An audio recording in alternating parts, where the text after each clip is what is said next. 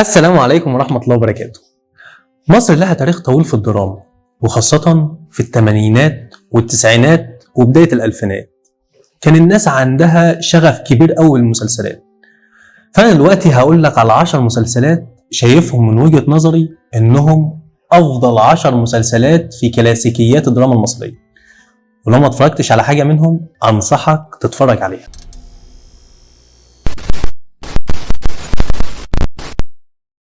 في المركز العاشر مسلسل الليل وآخره، بطولة يحيى الفخراني وهدى سلطان ونرمين الفقي، ومن إخراج رباب حسين. المسلسل بيحكي عن واحد صعيدي اسمه رحيم المنشاوي، بيقع في حب مغنية اسمها حسنات، ولما جه يعرض على اخواته انه عاوز يتجوزها رفضوا، فقرر ان هو يحرمهم من الميراث. من اهم اسباب نجاح المسلسل ده، غير طبعا اداء يحيى الفخراني وهدى سلطان اللي كان اكثر من رائع، هو اغنية التتر اللي الفها سيد حجاب، وموسيقى ياسر عبد الرحمن وغناها علي الحجار.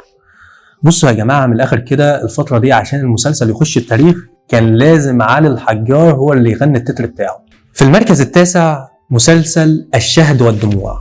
المسلسل من جزئين، الجزء الاول من بطولة يوسف شعبان وعفاف شعيب ومحمود الجندي ونوال أبو الفتوح. الجزء الثاني بدأ يظهر فيه بقى خالد زكي ونسرين وعبد العزيز مخيون. المسلسل من تأليف أسامة أنور عكاشة ومن إخراج إسماعيل عبد الحافظ. المسلسل بيحكي عن 2 إخوات، حافظ وشوقي، 2 مختلفين في طباعهم الشخصية. حافظ مهتم بالشغل في التجارة مع أبوه، وشوقي بيحب يخرج ويسهر. وبيبدأ يظهر الصراع بعد ما حافظ يتجوز دولت وشوقي يتجوز زينب، ويستمر الصراع في الجزء الثاني بين ولادهم. يوسف شعبان بالمسلسل ده حط نفسه على أول الطريق إنه يقدم لنا بعد كده مسلسلات في ذاكرة كل واحد فينا، ويبقى من أفضل الممثلين في تاريخ الدراما المصرية. في المركز الثامن مسلسل ذئاب الجبل، بطولة أحمد عبد العزيز وعبد الله غيث وحمدي غيث وسماح أنور وشريف منير، ومن إخراج مجدي أبو عمير. في المسلسل ده في دور علوان البكري، وده اللي عمله عبد الله غيث. الدور ده كان اللي المفروض يعمله قبل عبد الله غيث هو صلاح قابيل، بس مات. والصدفة بقى إن عبد الله غيث مات برضه قبل ما أحداث المسلسل تخلص. في المركز السابع مسلسل الوتد، بطولة هدى سلطان ويوسف شعبان، ومن إخراج أحمد النحاس، عن قصة الكاتب الكبير خيري شلبي. المسلسل ده حقق نجاح وجماهيرية كبيرة جدا وقت عرضه، لدرجة إنه سوزان مبارك زوجة الرئيس الراحل محمد حسني مبارك كانت من أهم المتابعين لمسلسل الوتد. وللصدفة إن في الحلقة الأخيرة كانت سوزان مبارك عندها حفلة مهمة ولازم تحضرها، وفي نفس الوقت عاوزة تتفرج على المسلسل. وكمان دي مش أي حلقة، دي الحلقة الأخيرة، وكانت لازم تشوفها في وقت العرض بتاعها، فطلبت تأجيل الحلقة الأخيرة. وفعلا تم عرض الحلقة ال24 تاني، اللي هي كانت الحلقة اللي قبل الأخيرة، لأن المسلسل 25 حلقة. وبعد كده تاني يوم عرضوا الحلقة الأخيرة عشان تتفرج مع الناس ومحدش يحرق لها المسلسل. في المركز السادس مسلسل حديث الصباح والمساء. المسلسل مليان أبطال كتير جدا بصراحة، يعني لو قعدت أقولهم هتمل، بس نذكر منهم ليلى علوي وعبلة كامل ودلال عبد العزيز وخالد النبوي وأحمد خليل. المسلسل من إخراج أحمد صقر وقصة الأديب العالمي نجيب محفوظ. المسلسل بيحكي عن تاريخ مصر الاجتماعي والسياسي عن طريق 3 شخصيات وتفرع ولادهم وأحفادهم من الحملة الفرنسية لحد نهاية عصر الرئيس محمد أنور السادات. محور المسلسل بيدور إن معظم الشخصيات بتموت، وحتى ده بيظهر في أغنية التتر اللي بتعتبر من روائع الدراما المصرية للشاعر فؤاد حجاج، واللي غنتها أنغام. في المركز الخامس مسلسل أرابيسك، بطولة صلاح السعدني وهدى سلطان وهالة صدقي وأبو بكر عزت وهشام سليم، من تأليف أسامة أنور عكاشة وإخراج جمال عبد الحميد. ودي كانت أول تجربة إخراجية لمسلسل لجمال عبد الحميد بعد فوازير نيلي وشرهان. المسلسل بيحكي عن واحد اسمه حسن، عنده ورشة في حي شعبي لصناعة الأرابيسك، وحسن معروف بالشهامة والرجولة وإنه بيقف مع الناس في مشاكلهم. اللي كتير بقى من الناس ما يعرفوهوش ان نهاية المسلسل دي اتغيرت. حسن اللي هو صلاح السعدني بيحب توحيدة اللي هي هالة صدقي.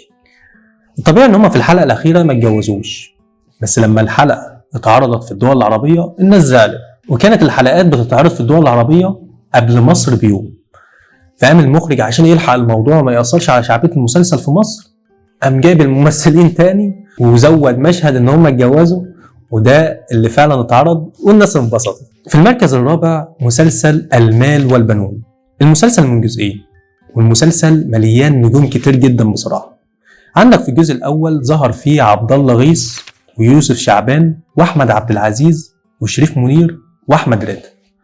الجزء الثاني ظهر فيه حسين فهمي وشيرين سيف النصر وكمان جيهان نصر ووائل نور. المسلسل من تأليف محمد جلال عبد القوي ومن إخراج مجدي أبو عميرة. الحوار في المسلسل ده أقل ما يقال عنه إنه عبقري، وخاصة المشاهد اللي فيها عبد الله غيث. يعني أنا أفتكر منهم لما أحمد راتب اللي كان فقير في الحارة واختفى ورجع تاني بقى غني، عبد الله غيث في دور عباس الضو بيقول لأحمد راتب في دور السحت، بيقول له ضربت معاك كده في إيه يا سحت؟ قال له ضربت معايا في الخردة. فرد عليه ده عمك عباس الضو طول عمره شغال في الذهب وعمرها ما ضربت معاه كده. فقال له السحت عشان ده مش زمن الذهب، ده زمن الخردة. اسقاط بصراحة عجبني جدا. في المركز الثالث مسلسل الضوء الشارد، بطولة ممدوح عبد العليم ويوسف شعبان وسامحة أيوب ومنى زكي ومحمد رياض، ومن إخراج مجدي أبو عميرة. أكتر حد فاجئني بدوره في المسلسل بعيدا بقى عن يوسف شعبان اللي ما يختلفش عليه اتنين هو ممدوح عبد العليم في دور رفيع بيه. إيه يا جدع الجمال ده! عايز أقول لك بقى إن فريق العمل كانوا رافضين إن ممدوح عبد العليم يعمل دور رفيع بيه. ليه بقى؟ مش عشان تمثيله ضعيف أو حاجة، لا عشان شايفين إن ملامحه وعينيه الخضراء مش مناسبين لدور واحد صعيدي. ده على أساس إن الصعايدة مثلا ما عندهمش ناس عينيها خضراء، ولكن المخرج مجدي أبو عميرة ما اقتنعش بالكلام ده وأصر عليه. وفعلا ممدوح عبد العليم يعتبر واحد من أفضل الناس اللي عملت دور صعيدي في الدراما المصرية، وكمان زود على المشاهد المكتوبة وزود دور العصاية اللي كان بيمسكها في إيده وهو بيتحرك. في المركز الثاني مسلسل ليالي الحلمية، مسلسل أيقوني في تاريخ الدراما المصرية، مكون من 6 أجزاء. أول 5 أجزاء كانوا ورا بعض من سنة 87 لحد سنة 95، والجزء السادس سنة 2016. بس أنا هتكلم عن أول 5 أجزاء. ظهر فيهم ممثلين كتير جدا، بس أنا هذكر منهم يحيى الفخراني وصلاح السعدني وصفية العمري، من تأليف أسامة أنور عكاشة وإخراج إسماعيل عبد الحافظ. المسلسل بيؤرخ لتاريخ مصر من خلال تاريخ حي الحلمية اللي كان في بدايته حي راكل البشوات، وبعد كده اتحول لحي شعبي. دور العمدة سليمان غانم كان اللي هيعمله سعاد صالح، بس ما كانش فاضي وقتها، فترشح بعدها الفنان صلاح السعدني. ومن كتر الناس ما بقت مصدقاه في الدور بقى أشهر عمدة في الدراما المصرية. في المركز الأول مسلسل لن أعيش في جلباب أبي، بطولة نور الشريف وعبلة كامل وعبد الرحمن أبو زهرة ومحمد رياض، ومن إخراج أحمد توفيق. وقصة المسلسل عن رواية للكاتب إحسان عبد القدوس. أنا مش عارف إن في ناس ممكن تكون بتتكلم عربي مثلا وما تكونش اتفرجت على المسلسل ده لحد دلوقتي، بس لو في حد كده فأنت شخص محظوظ، لأن أنت عندك فرصة تتفرج على مسلسل إحنا نفسنا كل ما يتعرض بنتفرج عليه كأننا بنشوفه لأول مرة وبنفس الشغف. ده كفاية قصة الحب بتاعت عبد الغفور البرعي وفاطمة كشري. بس يا سيدي، وبكده نكون وصلنا لنهاية الحلقة. وانتوا كمان قولوا لنا رأيكم في التعليقات، ايه هي المسلسلات اللي المفروض كانت تكون موجودة معانا في القائمة دي. شكرا ونشوفكم في حلقة جديدة.